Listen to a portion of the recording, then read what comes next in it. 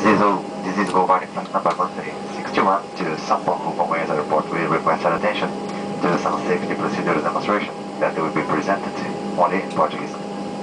Para decolagem, o encosto de sua poltrona deverá estar na posição vertical, sua mesa fechada e travada. Em caso de despressurização, máscaras de oxigênio cairão automaticamente.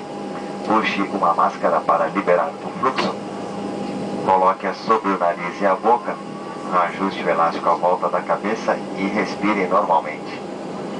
Auxilie crianças ou pessoas com dificuldades após colocar a sua máscara.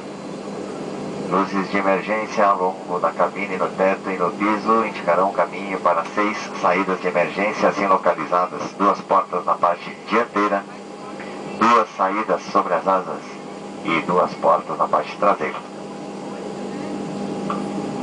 Os cintos devem estar afivelados sempre que o sinal estiver aceso ou enquanto permanecerem sentados. Para afivelar seu cinto de segurança, une as pontas. Puxe a lateral para ajustar e para soltar, levante a parte superior da fivela. Cartões com instruções de segurança encontram-se nos bolsões das poltronas à sua frente. Em um pouso de emergência, adote uma das posições indicadas no cartão. Conjuntos de sobrevivência desta aeronave estão localizados nas partes dianteira e traseira. Os assentos de suas poltronas são flutuantes. Em caso de pouso na água, retire e leve-o para fora da aeronave. Obrigado por voar e aproveitem o voo.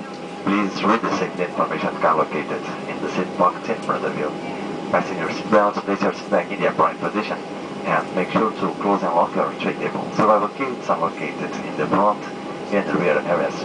Use your seat cushion for flotation if necessary. Thank you for flying Go Maritime and enjoy the flight.